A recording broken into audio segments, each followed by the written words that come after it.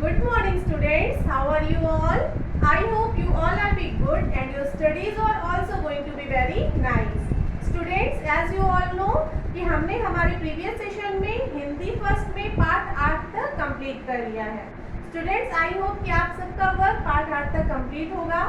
Students, आज हम Hindi first का पार्ट 9 शुरू करने वाले हैं, जो कि क्या है हमारा महात्मा बुद्ध.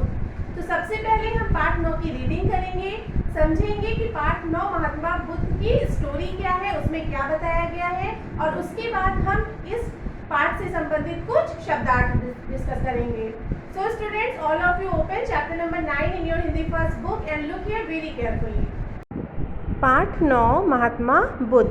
स्टूडेंट्स, जो हमारा पार्ट 9 है महात्मा बुद्ध के जीवन के कुछ विषयों के बारे में बता रहा है. तो चलिए देखते हैं कि इस स्टोरी के माध्यम से हमें महात्मा बुद्ध के जीवन के बारे में कौन सी ऐसी बात पता चलती है. बुद्ध अपना घर परिवार छोड़कर तपस्या करने के उद्देश्य से घर से निकले थे. बुद्ध जो थे वो अपने घर परिवार को छोड़ करके तपस्या के लिए निकले थे. वो तपस्या के उद्देश्य से क्यों निकले थे? क्योंकि वो ज्ञान प्राप्ति चाहते थे, ज्ञान प्राप्त करना चाहते थे. वे अनेक कष्टों को सहते हुए भोजन की मात्रा घटाते घटाते पूर्णतया निराहार रहने लगे थे. उन्होंने जो तपस्या शुरू की थी उसमें उन्होंने बहुत ही कष्टों का सामना किया. वो कई दिनों तक भोजन नहीं करते थे और उन्होंने क्या किया, पहले धीरे धीरे भोजन की मात्रा को कम किया और फिर आगे उन्होंने क्या किया कि वो पूर्णतया निराहार मतलब बिना भोजन के रहने लगे. उन्होंने वस्त्र भी प्रायः त्याग दिए थे, किंतु सफलता न मिलने के कारण जिस धैर्य का सहारा लेकर वे साधना समर में उतरे थे वह जवाब देने लगा था. उन्होंने क्या किया, जैसे हम लोग कपड़े पहनते हैं तो क्या होता है, हमें ठंडी गर्मी बरसात से क्या होता है, प्रोटेक्शन मिलती है, हमें उससे सुरक्षा मिलती है. लेकिन उन्होंने क्या किया कि उन्होंने वस्त्र त्याग दिए थे. वे ठंडी गर्मी बरसात हर चीज़ों को झेलते थे, लेकिन इतने सारे त्याग के बाद भी उन्हें सफलता नहीं मिल रही थी, जिसके कारण जिस धैर्य के साथ, जिस धीरज के साथ वो अपने घर से निकले थे वो उनका जवाब देने लगा. मतलब वो अपनी तपस्या में जब सफलता नहीं पा रहे थे तो वो बहुत ही दुखी हुए और थक गए और बुद्ध घर वापस लौटने लगे थे. और जब वो बहुत ही दुखी हुए कि उन्हें सफलता नहीं मिल रही है तब वो क्या करने लगे, वो अपने घर की ओर वापस लौटने लगे. रास्ते में एक ठंडे जल की झील पड़ी तो वे थोड़ा विश्राम करने के लिए झील के किनारे बैठ गए. रास्ते में चलते चलते वो काफ़ी थक गए थे. तब उन्होंने क्या देखा कि एक ठंडे पानी की झील है और वहाँ पर उन्होंने थोड़ी देर के लिए विश्राम करना चाहा और वो उसी झील के किनारे बैठ गए. तभी उनकी दृष्टि एक गिलहरी पर पड़ी जो बार बार झील में डुबकी लगाती और बाहर आकर रेत में लौटती, पुनः झील में डुबकी लगाने दौड़ पड़ती. जब वो झील के किनारे बैठकर विश्राम कर रहे थे तभी उनकी दृष्टि, उनकी नज़र एक गिलहरी पर पड़ी जो क्या कर रही थी कि बार बार उस झील में जाकर के डुबकी लगाती थी और बाहर आकर के रेत, अर्थात रेत का अर्थ क्या होता है, मिट्टी, मिट्टी में लौटने लगती अर्थात लुढ़कने लगती. पुनः झील में डुबकी लगाने दौड़ पड़ती और फिर रेत में लुढ़कने के बाद, लौटने के बाद वो दोबारा से उस झील में डुबकी लगाने चली जाती. यह देखकर बुद्ध को बहुत आश्चर्य हुआ और उन्होंने उससे पूछा. जब उन्होंने गिलहरी को ऐसा करते हुए देखा महात्मा बुद्ध ने तो उन्हें बहुत ही आश्चर्य हुआ, अर्थात उन्हें बहुत ही अचंभा हुआ और उन्होंने उस नन्ही गिलहरी से पूछा. क्या पूछा? तुम क्या कर रही हो? उन्होंने गिलहरी से पूछा कि तुम ये क्या कर रही हो? गिलहरी बोली, इस झील ने मेरे बच्चों को खा लिया है, इसलिए मैं इसे खाली कर दूंगी. जब महात्मा बुद्ध ने गिलहरी से पूछा कि तुम ये क्या कर रही हो, तब गिलहरी ने क्या जवाब दिया कि इस झील ने, ये जो ठंडे पानी की झील है, इसने मेरे बच्चों को खा लिया है, इसलिए मैं इस झील को खाली कर दूंगी. गिलहरी के कहने का आशय क्या था कि जो झील थी उसमें डूब करके उस गिलहरी के बच्चे मर गए थे, जिस वजह से वो बहुत दुखी थी और वो क्या चाहती थी, उस झील को सुखा देना चाहती थी. इसीलिए वो बार बार क्या कर रही थी, वो उस झील में डुबकी लगाती और अपने शरीर पर थोड़ा सा पानी, जो पानी उसके शरीर पर लग जाता उसको ला करके बाहर वो रेत में लुढ़कने लगती. इस तरह से उसे क्या लग रहा था कि वो उस झील को खाली कर देगी.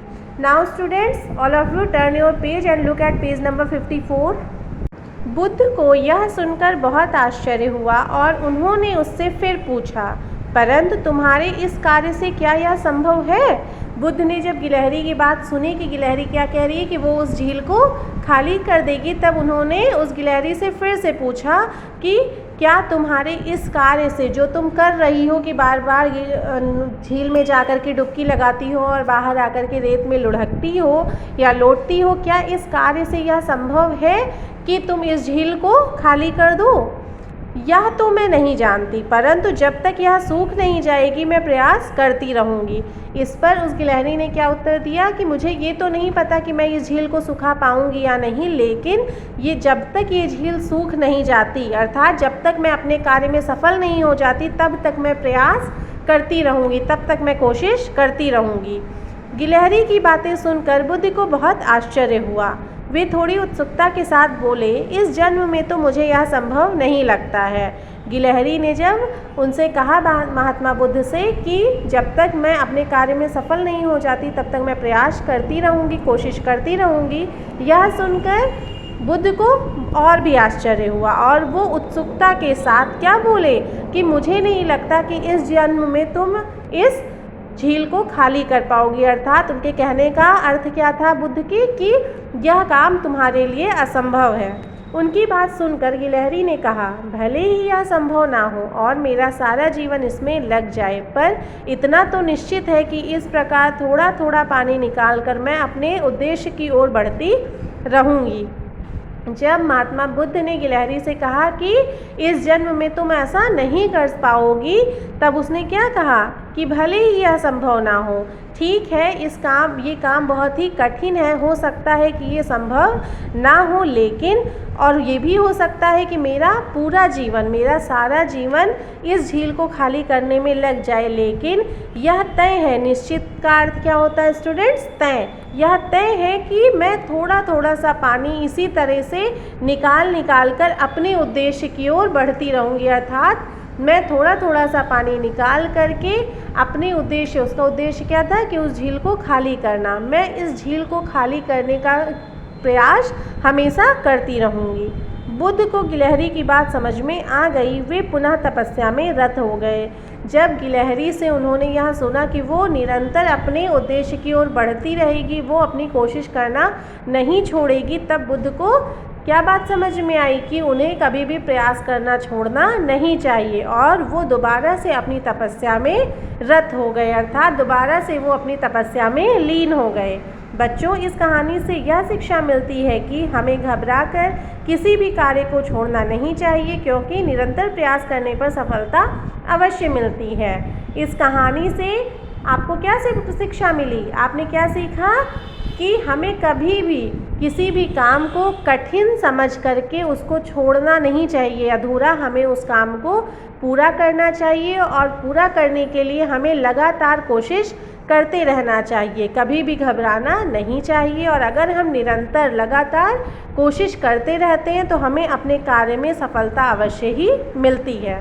सो स्टूडेंट्स, इस तरह से हमारा पार्ट 9 कंप्लीट हुआ। आई होप कि आपको चैप्टर नंबर 9 अच्छे से समझ में आया होगा। तो स्टूडेंट्स, इस तरह से हमने पार्ट 9 में क्या जाना कि हमें कभी भी घबराकर किसी भी काम को छोड़ना नहीं चाहिए। अगर हम धैर्य रखकर किसी काम को पूरे प्रयास के साथ करते हैं तो हमें उसमें सफलता जरूर मिलती है।